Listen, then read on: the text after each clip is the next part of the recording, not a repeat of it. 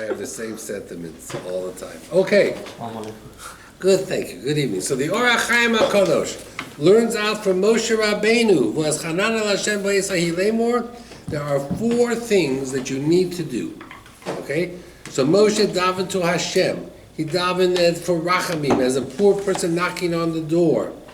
And he was very clear what he wanted. I want to go into Israel. There was no ambiguity. It was very clear. What made this moment the right time? That means Moshe had asked before, can I go into Israel? What was Hashem's answer? No. The answer was always no, no, and no. So what changed? What changed? So the Gemara says that Moshe started to daven. What day, in what month did he start to daven? The 15th day to Ba'av. All of a sudden, it's the 15th day of Av. And Moshe says, now is the time. What happened on the 15th day of Av? Well, we know the Gemara talks about many things that happened on Tu B'Av. And we know that Tu B'Av is as happy an occasion as Motzoi Yom Kippur. Why are we happy after Yom Kippur? Because all our Averos were forgiven. Right? You walk out after Yom Kippur, assuming you made peace with all your friends. Now you made peace with Hashem. You walk out with a clean heart, with a burden off your shoulders. So Tu B'Av must have the same type of day. You're happy because things were forgiven. Now think about it from Moshe's perspective. Every year on Tisha B'Av, 15,000 people died. That last year in the desert, Tisha B'Av came and went. Did the 15,000 people die? No. So they waited for the next night and the next night until Tu B'Av, when they saw the full moon. So Moshe said, hold on here. Hashem just forgave 15,000 people who, for the last 40 years, thought they were never going to go into Israel. Hashem just said, you guys can go into Israel. If someone said to you, hey, you can't go into Israel, Hashem just let 15,000 people in. What would you think? Now's the time to ask. Right? It's a good opportunity. Maybe Hashem will let 15,001 in. It wasn't going to happen. For whatever the reason, Hashem said no. But the idea was a good idea. Moshe was right. Next, for the last 39 years, ever since the sin of the Meraglim, how many times did Hashem speak to Moshe? Yeah. 0. Today, the 15th day of Av, must have been the first time Hashem spoke to Moshe in 39 years. All of a sudden you hear Hashem's voice, which means all is forgiven. Now is a good time to ask. Okay? So the Orach Chaim is saying that Moshe Rabbeinu had all the reasons to ask. He pleaded with Hashem Boaz Hanan. He did it with Midas Harachamim. Bo'esai, he had signs. Today is the time. Today is the day.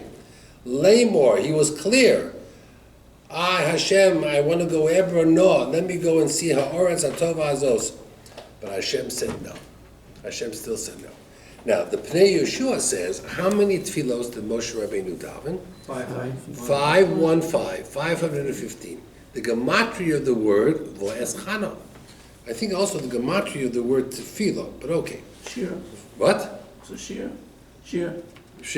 515. So the Pnei Yeshua says something very interesting. He says, from the 15th day of Av until he died on Zion Others, 200 days. There are 28 Shabbosos, so take away the Shabbos, because you don't daven for your personal needs on Shabbos, it's 172. 172 times 3 tefillot, Shachrit, Mincha, Ma'ariv, equals 516. Now Moshe didn't daven the night before, he only started at Shacharit. So when he davened 515 tefillot, the Pnei Yeshua says, you know what he davened? No different than you and I. He just davened Shmon Esrei, Shacharit, Mincha, Ma'ariv. If you think about it, in an average year, you know how many tefillos we daven? Close to 1,000. On an average year, if you think about Shacharit, Mincha, Ma'ariv, you think about Shabbos, you think about Musaf, you think about Yom Tov, the average person, 365 days, times 3, is already over 1,000 tefillos. So you can daven in your lifetime 70, 80,000 tefillos to Hashem. Sounds like a lot, and yet it's just the regular Shacharis, Mincha, and Ma'ariv. Last week, we talked about that you ask Hashem, can I go into Israel? Hashem says, no, you can't go. And we believe Hashem does everything for the best. So you daven. Why would davening change Hashem's mind? That was the question we had last week. The example we gave was, you go to your doctor, he gives you a checkup, and the doctor says to you, I'm sorry, no more salt for you.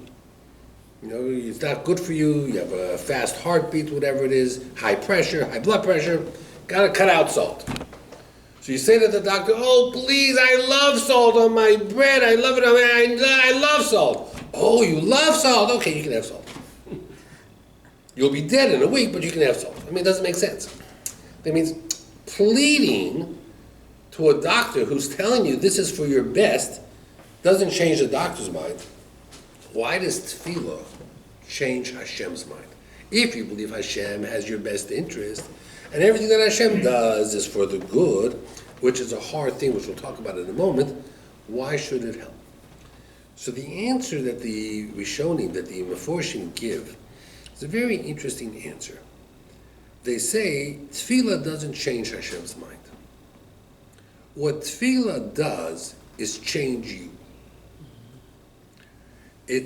By you davening, so now you look at yourself a little closer under the microscope, you work on your midos, you work on your compassion, you become a different person. The idea is, if you're a different person, then Hashem re-examines his answer and might change his answer because you changed. It's the same example of the doctor. You go to the doctor says no salt for you because you have high blood pressure. So what do? You lose 30 pounds, and you exercise, and you start eating better foods. Now you come to the doctor, he checks your blood pressure is perfect. Mm-hmm. So what is the doctor going to say? Now you can have salt. What changed? So you changed.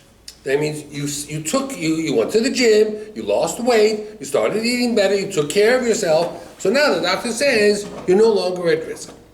It's not that the doctor changed his mind. It's not because you begged him that he changed his mind. It's because you changed. So that's why we change a person's name. Oh, that person couldn't go to Eretz Yisrael, but maybe this person can.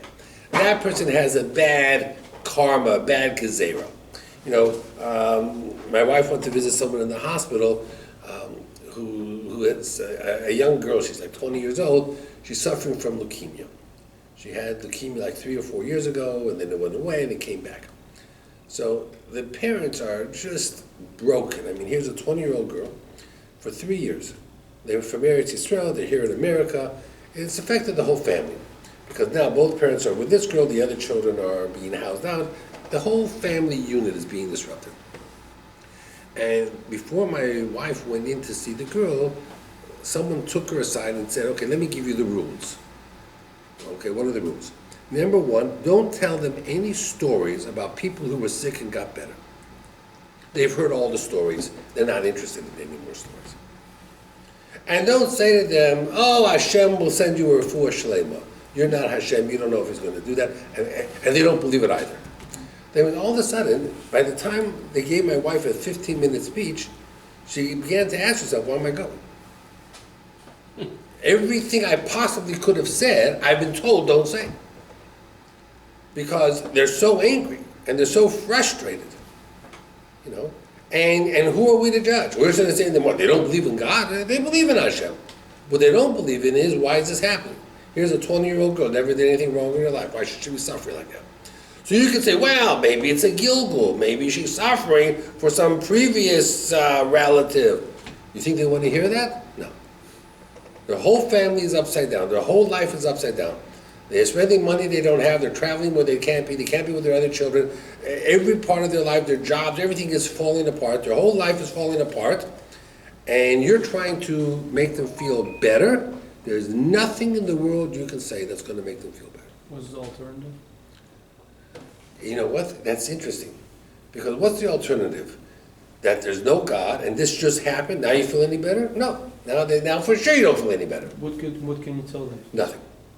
What my wife did was something a little bit different. She went in to see the girl for about 5 minutes. Then she said to the mother, you look exhausted, let's go for coffee. And she took the mother out of the room for a few hours. Allowed the mother to go back to her apartment, to shower, to get ready, went out for coffee, schmoozed with the mother. That means there was nothing she could say to the girl, but she could give the mother a break. And maybe this way the mother could find within herself the strength to go on for another day or another 2 days, or maybe the mother should feel that they're not alone. But the truth is, in these type of situations, you have to be very careful what you say. Because there's almost nothing you can say that's going to make anybody feel better. Now, sometimes you don't have to say anything. Sometimes it's just being there and showing that you took time out of your busy day to care makes all the difference in the world. There's a story, fascinating story. There was a fellow who I guess passed away in Israel, and he brings it down in the Torah Talmud. I photocopied it, the story. He brings it down that there was a fellow who passed away in Israel, and the family was sitting Shiva. Here it is. And the family was sitting Shiva. And here they're sitting Shiva, and all of a sudden, the door opens, and Rebbe Yoshev comes into the Shiva house. Now, Rebbe Yoshev at that time maybe was 90 years old. Rebbe Yoshev was the Godel Hador, you know. He was the Posek Hador, the Godel Hador. He never went anywhere. Other than Shul, and most of the time they had the minyan in his house, he never went anywhere. Rebbe Yoshev comes in, and nobody in the family had any real connection to Rebbe Yoshev, and he sits for maybe 5 minutes, doesn't say anything, just sits for 5 minutes with the family, and then he gets up and says, Hamokim Yinachem Eschem B'Sok Sha'ar V'Leitzion B'Shalayim, and leaves. So of course everybody is talking to the family, to the people sitting Shiva. Hi, we didn't know you knew Rebbe Yoshev. You know, Rebbe Yoshev came to your Shiva. Wow, that's something really special. How come he came? What's your connection? And they're all looking at each other and saying, we don't have a clue. So one of the grandchildren was friendly with one of Rebbe Yoshev's grandchildren. Mm-hmm. So he said, I'm going to try to find out. So he goes to his friend, and he says, do me a favor, ask your grandfather why he came to this Shiva house. We really would like to know. He says, fine, no problem. Goes to his Zaidi, he says, Zaidi, I understand you made a Shiva call today. He says, yeah, to, let's say, Rabinowitz family. He says, why did you go? Did you know the man who passed away, Mr. Rabinowitz? Listen to what Rebbe Yoshev said. Rebbe Yoshev said that when I was very young, he was very sick, Rebbe Yoshev. He had a heart condition. And most of the time he learned at home. He never really was part of the yeshiva. When he got engaged, and he got engaged to the daughter of Reb Aryeh Levine, or the granddaughter of the daughter of Reb Aryeh Levine, he said, I was worried that at my wedding, nobody would be there to dance. There'd be no bachrim. You know, because when you get engaged and you get married in the yeshiva, so all your yeshiva friends come. But I didn't have any yeshiva friends. So I went into the Chevron yeshiva, and there was about 8 guys sitting around the table, and I said to them, you know, next week I'm getting married, and I have really nobody to make it lebedik, to sing and dance. Would you come to my wedding? And the 8 guys says, sure, we'll come, no problem. That person who passed away was one of those 8 guys. That was 70 years ago. He said, Rebbe Yoshev, when I was walking, I saw the sign. Now in Israel, they post the post. So I saw his name, and I said, oh, I know that guy. 70 years ago, he came and danced at my wedding. He didn't know him from a hole in the wall. Never met him before. Never met him afterwards. But he danced at my wedding. I owe him a Koras HaTov. 70 years later, he wanted to make a shiva call. Why? Because the guy danced at my wedding. Okay? So, you never know. You never know the connections, the interconnections, the chesed we do, how we help a person, how we make a difference in a person's life. You never know what can make a difference in a person's life. But that's Rebbe Yashem, he had that memory. He remembered all the names of those guys that came. And he made the shiva call. Okay. Tu B'Av. Such a happy day. What happened on Tu B'Av? So, number one, we said that the people who died in the desert stopped dying. That was the first thing that happened. Okay. Number two, the Shvatim were allowed to get married with one another. When the B'nos Salafchat got a nachal, got a portion, so the tribe of Menashe says, if these girls marry someone from Yehuda, what's going to happen with that portion? It's going to go to Yehuda. So Moshe passed the law, you can only marry in your tribe. If you're a girl and you have a nachala, you're from Yehuda, you have to marry Yehuda. You're from Reuven, you have to marry someone from Reuven. So it knocked out a lot of the shidduchim, it cut down the shidduchim market tremendously. What happened was, there was this whole story in the end of Shotim, Pilegesh Begiva, where they cut up this lady because she died, and there was a war against Shevet Binyamin, so much so that Shevet Binyamin was reduced to 600 men, no women. That's it. So if they wouldn't be allowed to marry women from other tribes, they would have been destroyed. So they had a special event where they would dance in the forest, they could marry women from other tribes. So they changed the halacha of Moshe, that they allowed the women to marry other tribes. That became Tu B'Av. So Tu B'Av is a big day for Shidduchim. It's a really important day for Shidduchim. Hoshea ben Elah, he was one of the last kings of the 10 tribes, and he removed the roadblocks that Yeravam ben Nevat put. When Yeravam ben Nevat became Melech, he made roadblocks. Nobody from the 10 tribes can go to Yerushalayim. They made their own altars, their own mizbeachs, bamos. Hoshea ben Elah finally removed the roadblocks and allowed all Jews to go to Yerushalayim. That was a big event. It took hundreds of years, but it was a big event. The Romans allowed the Haruge Beitar, those who died in Beitar, to be buried. Over 1 million people were laying there unburied for years, and the Romans finally allowed them to be buried. When they were buried, the Chachomim made a bracha. What was the bracha they created? Hatov v'ametiv. And they added a whole section to Birkat HaMazon. At the end of Birkat HaMazon, that whole section, Hu Heitiv, Hu Meitiv, Hu Yetiv Lanu, is all for the Haruge Beitar. The mitzvah of Birkat HaMazon is next week, Parshas Ekev. God willing, we'll do some insights in Birkat HaMazon and how powerful it is. Something else, they used to cut wood for the Mizbeach in the Beis HaMikdash, and they used to finish all the cutting of the wood by Tu B'Av. So everybody brought wood, they had a big party, and then they had enough wood for the whole year. So Tu B'Av, they allowed people to get married, the Meraglim stopped dying, the roadblocks were removed, Beitars were buried, and the wood was cut. It's interesting that if you think about it, if the Beis HaMikdash was destroyed on the 9th of Av, and we all sat Shiva for the Beis HaMikdash, what was the last day of Shiva? Tu B'Av. Shiva is 7 days, right? So when you start the 9th, you count the 9th as day 1, so they got up from Shiva on the 15th day of Av. So in theory, the end of the Avelus, so-called, and the beginning of the Nechama happened on Tu B'Av. So it's just very interesting. Now, we don't sit Shiva on buildings, but the Beis HaMikdash was more than a building.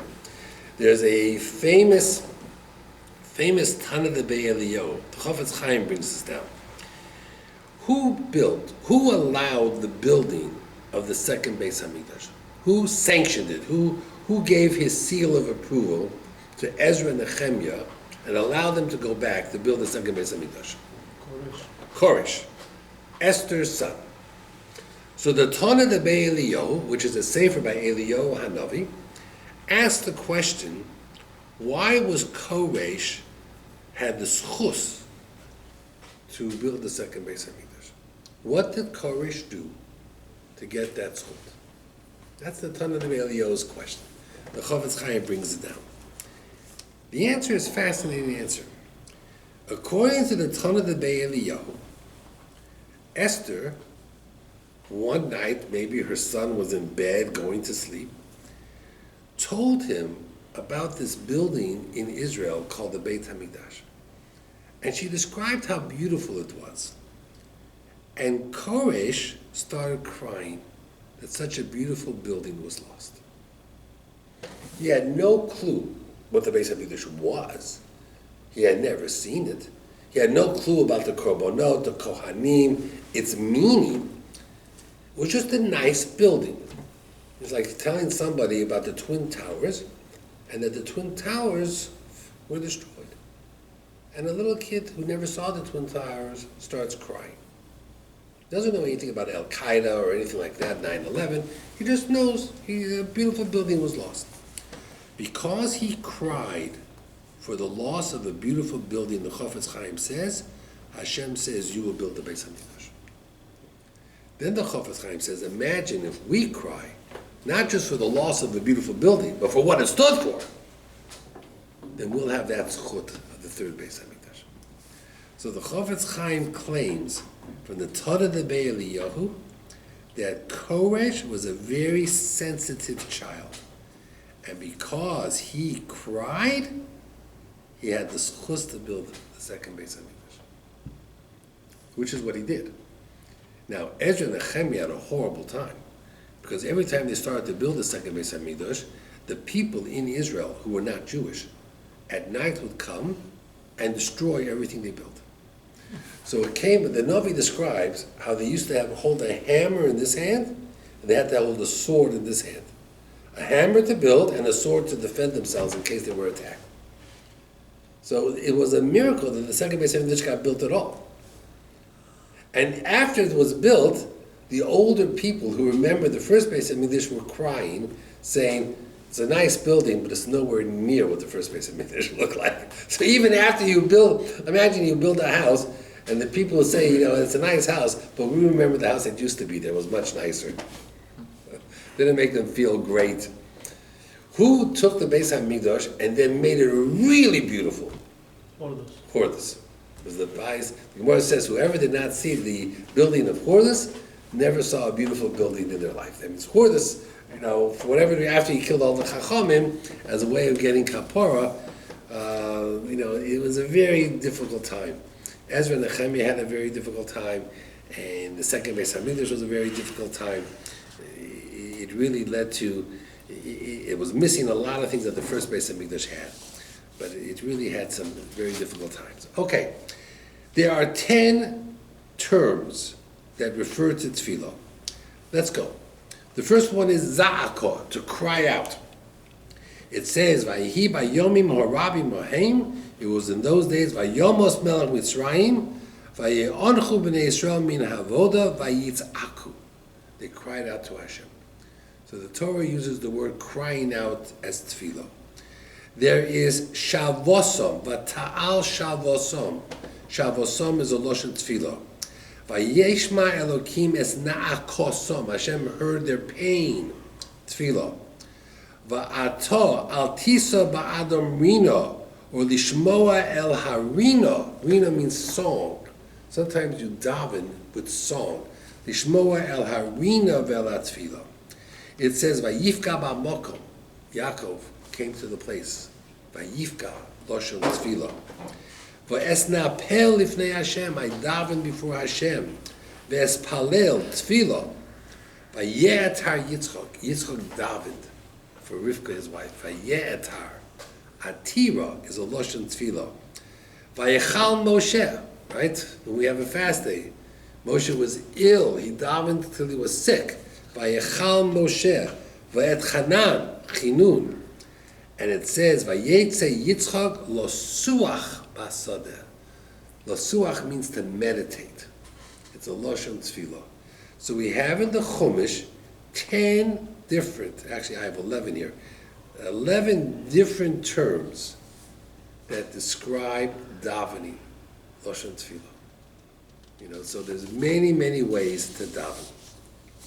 Okay, it says in the pasuk, Raki shomer lecha, be very careful. Ushmor nafshcha ma'od, and watch yourself. Al tishchach, pen tishchach es hadvorim, unless you forget anything I teach you. What does the Gemara say? Omar Reish Lakish. If you learned the Gemara and you forgot it, what's the consequence? Chayim Misa. Kol hamishtachach dover echa mitalmuda. Whoever forgets anything from his learning, over belav.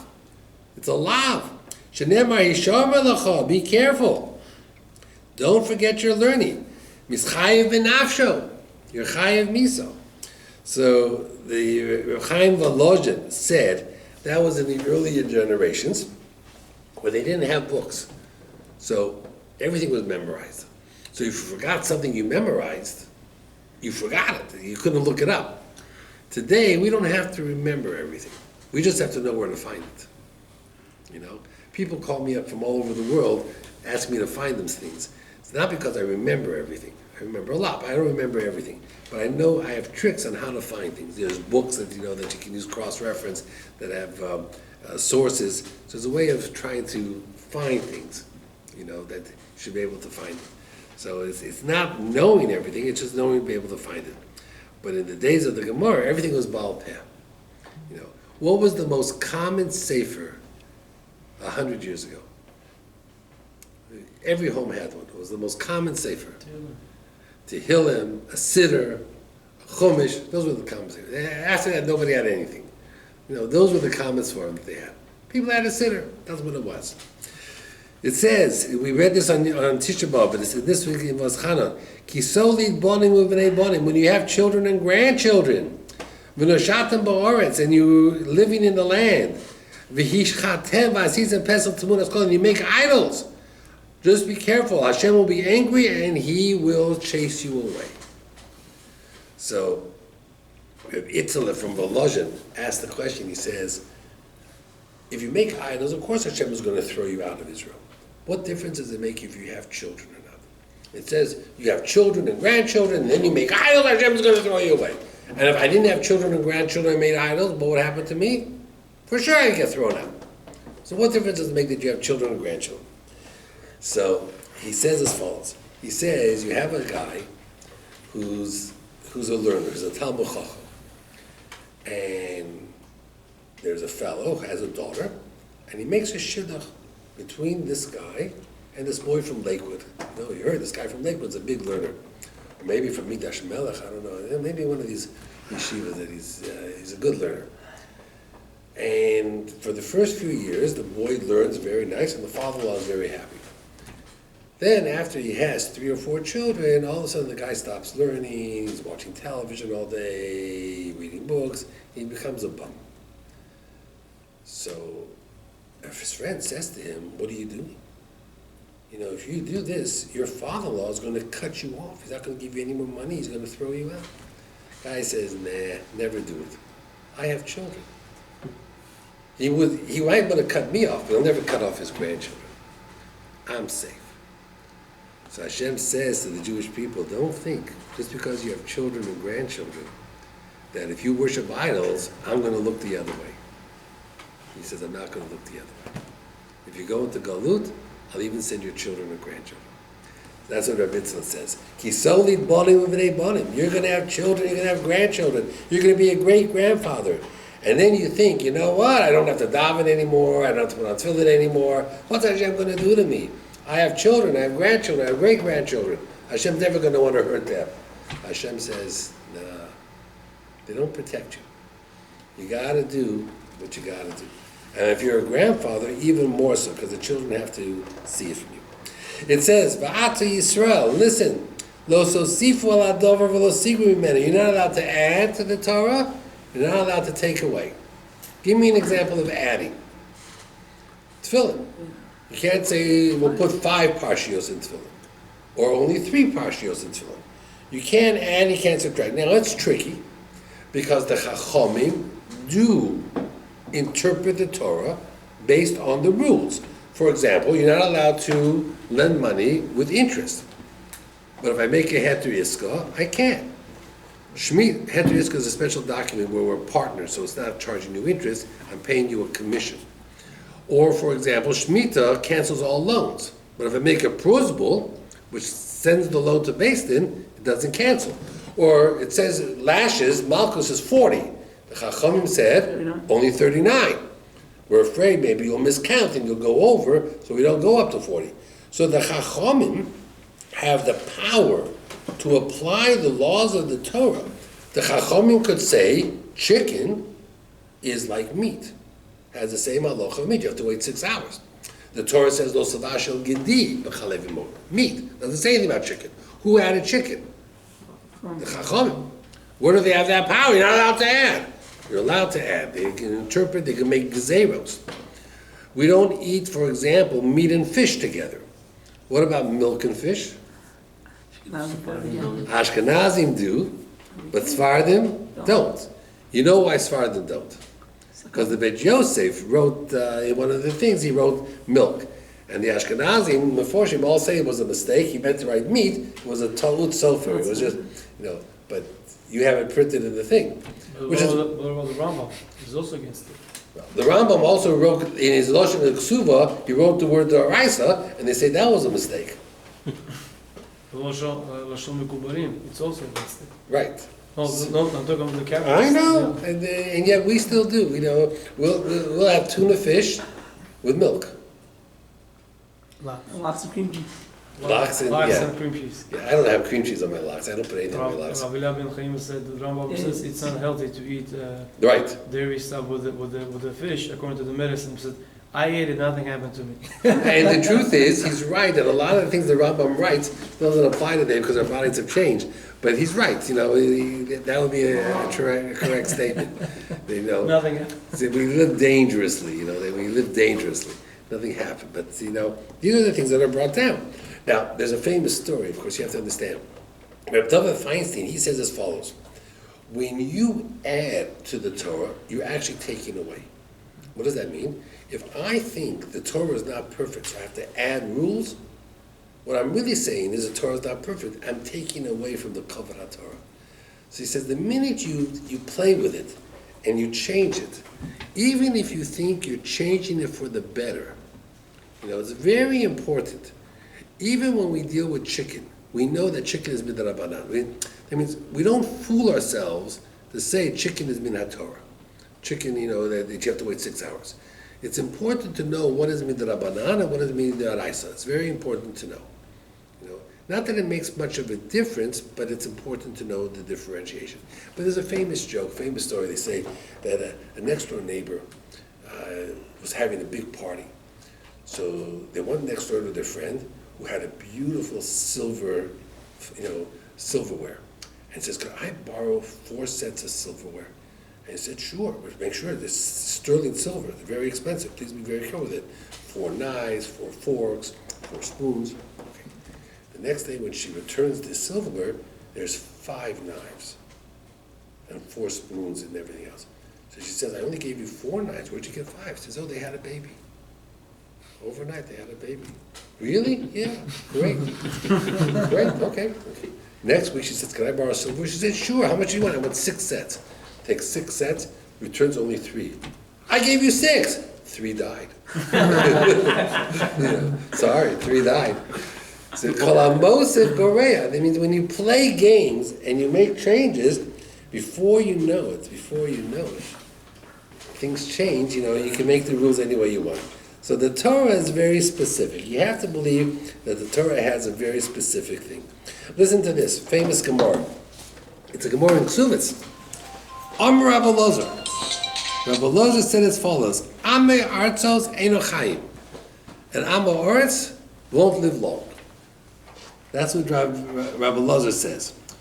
Le Rabbi Yochanan. So Rabbi Yochanan said. Because Mars gives him everything in this world, no? What's that?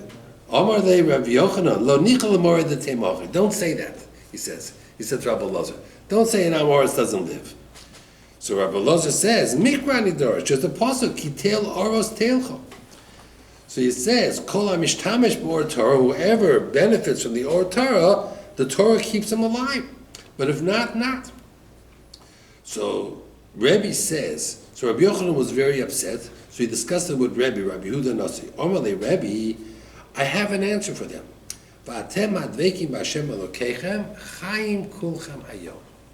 That means if you attach yourself to a Talmud Chacham, you associate with a Talmud Chacham, you hang around the Talmud Chachamim, you invite them to your house and you give them food to eat and everything else, then just by associating with Talmud Chachamim, chayim kulchem hayom, you'll be zocher to long life.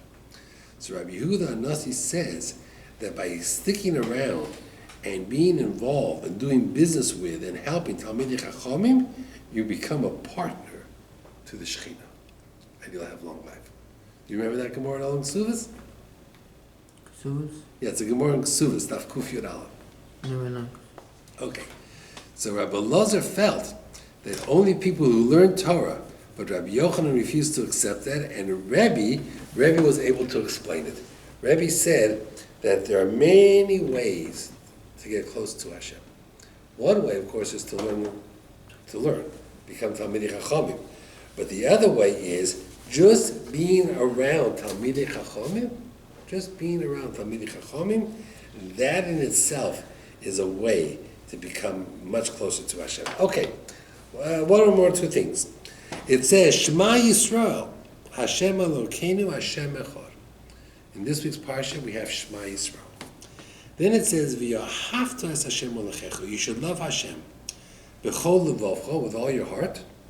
B'chol nafshecha, with all your soul, even to be moser nefesh. U'b'chol mo'odecha. What's mo'odecha? Money. Your money, or all your strength. So they all ask the question, how can you command someone to love? Love is an emotion. You can't command emotion. What? Yeah, they asked that, how can you command love? But it's interesting that the gematria of the word ahava, love, is 13. And the gematria of the word echad is also 13. That when you love someone like Hashem and you become one with Hashem, so you have love and echad together, 13 and 13 is 26, is Yud Kei Vav Kei. So the Sifrei Halacha says there are 4 ways to show or to have love for Hashem. Okay, you ready? Well, hafta, there's a mitzvah to love Hashem. There are 4 ways. The first way is study Torah. Because if you study the words of Hashem, it means you love Hashem. Study Torah. The second one is Mivorach Shem Shamayim. Always say Baruch Hashem. No matter what happens to you, good, bad, always say Baruch Hashem. Everything is for the best. When you say that, it shows your love for Hashem. Okay? The third way, where it says over here, this is number 3, third way, B'chol Mo'odecha, that means every midah, conduct yourself like Hashem does. Just like He's Rachum, you're Rachum. Just like He's Chanun, you're Chanun. Just like He's generous, you should be generous. And B'chol Nafshecha, be willing to be Moser Nefesh for Hashem. Like Rabbi Akiva was Moser Nefesh for Hashem. So those are the things that you need to do. He has over here a story, very interesting. Rabbi Daniel Stam, he says that he was once dealing with people who were struggling to be frum, and they weren't frum yet. And one of the kids asked him, he says, Rabbi, you're not allowed to turn a light on Shabbos. He says, why? He says, well, you're creating light. He says, what, it's so hard to flip a switch? What's so hard to flip a switch? You can't say it's work, it's hard work. What's so hard to flip a switch? So he says, let me give you an example. You and your wife haven't gone out to eat for a long time. You finally find a night, you go to this beautiful restaurant. It's candlelit restaurant, fancy restaurant. You go with your wife, it's just the two of you. And the purpose is to go out and just reconnect, to reestablish your relationship. You're sitting there, it's a beautiful ambiance, a beautiful restaurant, And all of a sudden you remember, oh, I forgot to tell my business partner something. So you take out your cell phone, I just gotta send a text. When you send a text, it takes you 10 seconds to send the text. Your wife is now furious. What's she so angry about? Not giving me attention. You destroyed the mood. But it only took 10 seconds. It was nothing. We're gonna click on my thumb. What was it? What's so hard? It has nothing to do with hard. It has to do with the mood. Hashem creates Shabbos. Shabbos is a mood, is an ambiance. You go for 5 seconds and you turn on the light, you destroy the mood. Once you destroy the mood, Shabbos is lost. He says, you have to understand, it's not about work, sweat. It's about creating an environment. That takes work, takes time. And the one wrong step can destroy that environment. We know that as couples, and we know that in Adam LaMokum, between man and God. So he says that's what you have to be careful. Never to destroy the ambiance, the mood. Have a good night, everybody. Next week, Parshas Eikev. Good night, thank you. Hard partials, because it's always been Azmanim. You never need Shiva for these partials. But Eikev has a lot of mitzvahs in it, a lot of interesting stuff in Parshas Eikev. Each parsha is gorgeous. Have a good night, everybody. Good night. Thank you.